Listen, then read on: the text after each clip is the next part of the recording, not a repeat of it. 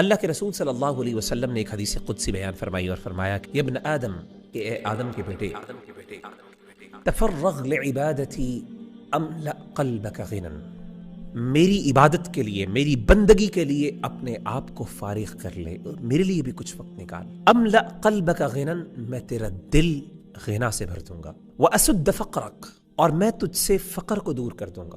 آپ غور کریں کہ ہمارا سب سے بڑا کنسرن کیا ہوتا ہے؟ ہم مال کیوں کماتے ہیں؟ ہم رزق کے پیچھے محنتیں اور کوششیں کیوں کرتے ہیں؟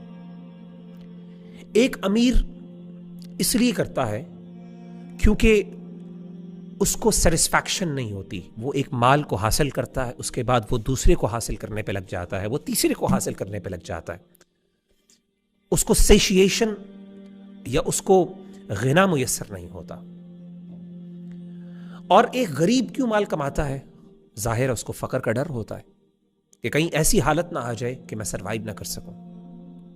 تو ان دونوں سیناریوز کو سامنے رکھتے ہوئے اللہ تعالیٰ نے اپنے بندے سے وعدہ کیا کہ اگر تم میرے لیے کچھ وقت نکالے، میری عبادت کے لیے اپنے آپ کو کچھ فارغ کر لے، غنی ہے اس کے دل کو غنا سے بھر دوں گا، اور جو غریب ہے اس کے فقر کے ڈر کو دور کر دوں گا۔ وَإِن لَمْ تَفْعَلْ، لیکن اگر تو نے نہ کیا، مَلَأْتُ يَدَيْكَ شُغْلًا، کہ اے غنی اور اے امیر آدمی، میں تجھے مشغول کر دوں گا، تجھے تھکا دوں گا، تو کماتا رہے گا لیکن تجھے کبھی بھی غنا میسر نہیں ہوگا۔ تیرے پاس بہت مال ہوگا لیکن کبھی تجھے اطمینان اور سکون اور سیلف سفیشنسی وہ نہیں میسر آئے گی۔ اور ایک غریب کو وَلَمْ أَسُدَّ فَقْرَكَ، میں تیرے فقر کو دور کبھی نہیں کروں گا۔